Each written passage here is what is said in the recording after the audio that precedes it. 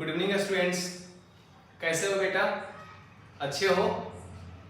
तो आज आपको एक न्यूज मिला होगा, जैसे नीट के एग्जाम में कुछ चैप्टर हट गया है, तो जेईई मेंस का भी कुछ चैप्टर आज हटा दिया गया। ठीक है, तो दुख की बात यह है कि हम लोग जो मेटलर्जी चैप्टर पढ़ रहे थे, तो नीट के लिए तो वो बंद हो गया और जेईई मेंस के लिए तो था, लेकिन आज वो भी निकाल दिया गया। तो हमने एक फैसला लिया है, डिसीजन ये है कि मेटलर्जी आधा हम लोग पढ़ लिए हैं, उसके 5-6 लेक्चर और बाकी है। तो अब मुझे ऐसा लगता कि अगर हम 6 लेक्चर और पढ़ाएंगे तो मेरे ख्याल से कोई उसको देख नहीं पाएंगे, क्योंकि जैसे चैप्टर निकल गया। अब जनवरी में आपका एग्जाम है, फर्स्ट अटेम्प्ट जेईई मेंस का, और ये नवंबर महीना चल रहा, मुश्किल से 2 महीना आपके पास है।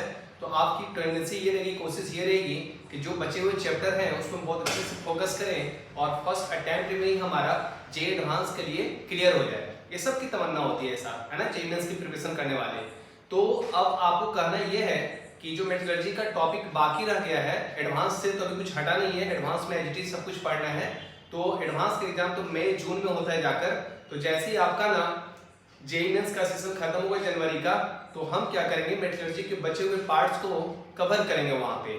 तो हम कुछ टॉपिक्स यहाँ पे छोड़ देते हैं, आप चाहें तो कॉपी पे उसको लिख लीजिए, ठीक है। और ये हम अगले 2 महीने के बाद फिर से हम गारंटी है, कमिटमेंट करते हैं पीके झा सर, अगर नहीं हम कर पाएंगे तो हमारा जो लेक्चर चलता रहेगा, यूट्यूब पे जो वीडियो आता रहेगा, आप उसी में कोई ना कोई बच्चा कमेंट कीजिएगा जनवरी के बाद कि सर मेटलर्जी के बचे हुए पार्ट को कंप्लीट कर दीजिए। तो मैं 100% हम उस पर काम करेंगे और मुश्किल से 1 वीक और लगेगा, तब हम मेटलर्जी को वहां पे खत्म कर देंगे। पहली बात तो बचे हुए पार्ट क्या है, क्या पढ़ लिए हैं, उसके बारे में अच्छे से सुन लेते हैं और समझ लेते हैं। मेटलर्जी में आप पढ़े ओर्स के बारे में, टाइप्स ऑफ ओर पढ़े, फिर प्रोसेस पढ़े, जो 4 प्रोसेस पढ़ना था, प्रोसेस ऑलमोस्ट आपका खत्म हो गया।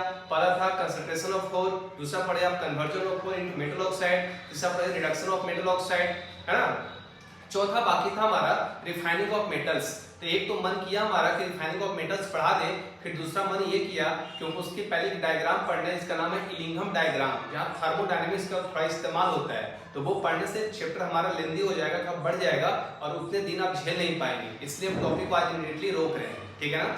तो बचे हुए पार्ट्स को हम मेंशन कर रहे हैं, उसको आप लिख लीजिए कि बचे हुए पार्ट्स क्या क्या मेटलर्जी में हमें पढ़ना है। और हम आफ्टर 2 मंथ्स कर सकते हैं, जनवरी के एग्जाम को जैसे ही खत्म होगा जेईई मेंस का फर्स्ट अटेम्प्ट, तो अगला मार्च अप्रैल में होगा, उसके बीच हम आपको पढ़ा देंगे ताकि एडवांस आप कर सकते हैं। कुछ बच्चे ऐसे होते हैं जो जेईई मेंस का फर्स्ट अटेम्प्ट देने के बाद सिक्योर कर लेते हैं कि हम एडवांस के लिए क्वालिफाइड हो चुके हैं, अब हमें एडवांस की तैयारी करनी है। तो उनके साथ साथ हम भी तैयार रहेंगे और मेरे साथ साथ आप भी तैयार रहेंगे, और जनवरी के जस्ट फिनिश होने के बाद फरवरी में ही हम लोग मेटलर्जी को फिनिश कर लेंगे, क्लियर है। और साथ में एक चैप्टर और हम पढ़ा देंगे एडवांस का, सॉल्ट एनालिसिस, जो मोस्ट इंपोर्टेंट चैप्टर है एडवांस का और बहुत ही अच्छे चैप्टर है, जिसको अच्छे टीचर क्या करता है क्लास में प्रोजेक्टर के ऊपर स्लाइड के घुमा कर वो समझाता हुआ चला जाता है। लेकिन मैं आपकी गारंटी देता हूँ पीके झा जैसे पढ़ाता है, आपको सॉल्ट एनालिसिस भी जेईई एडवांस लेवल पे ही पढ़ाएगा, क्लियर है।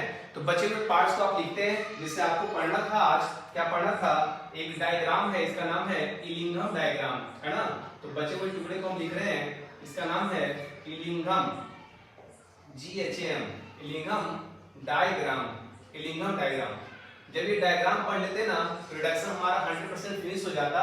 एक्चुअली रिडक्शन के प्रोसेस में एक नया तरीका ही सिखाया है इलिंघम डायग्राम, कि आप मेटल ऑक्साइड को रिड्यूस करके और क्या कर सकते हैं। इसके बाद इलिंघम डायग्राम जब हमारा हो जाएगा, इसके बाद हम दोबारा आगे पढ़ेंगे जिसको बोलते हैं रिफाइनिंग ऑफ मेटल का रिफाइनिंग, है ना, रिफाइनिंग ऑफ मेटल का रिफाइनिंग। यहाँ पे मेटलर्जी के बेसिक लेवल पे खत्म हो जाता है। इसके बाद आपके पास इसके एप्लीकेशन है जिसको अप्लाई करना होता है। इसके लिए बस एक टॉपिक लिख रहे हैं मेटलर्जी, है ना, मेटलर्जी ऑफ आयरन की metallurgy of aluminium, metallurgy of zinc, metallurgy of copper, metallurgy of gold और मेटलर्जी ऑफ सिल्वर। ये सब पढ़ने के बाद इन सबों का एप्लीकेशन इन सभी मेटल के ऊपर पार्टिकुलर काम करता है, क्लियर है। और यहीं पे हमारी मेटलर्जी फिनिश हो जाती है, क्लियर है। तो ये बचे हुए टुकड़े को हम जो है 4-5 लेक्चर का है, इसको हम पढ़ लेंगे आगे, है ना, फरवरी में। तब तक मेट्रोलॉजी को अलविदा कहते हैं, बाय बाय कहते हैं, और जे एडवांस की तैयारी के लिए हम इस पे काम करेंगे, है ना, आने वाले समय में। क्लियर है? तो अब सवाल है कि सर अब आज के बाद अगली क्लास में कौन सा लेक्चर अपलोड होगा?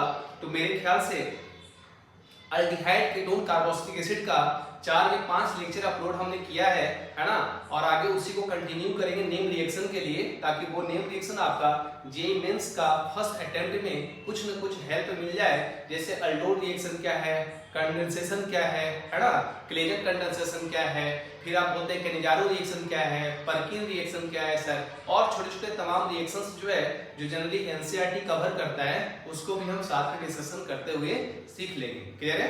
तो अगली क्लास से हम लोग कार्बोनिल कंपाउंड्स पे काम करेंगे, और कार्बोनिल कंपाउंड्स में बचे हुए पार्ट्स को पहले कंप्लीट करके फिर नेम रिएक्शन पे हम लोग काम करने वाले हैं। क्लियर है?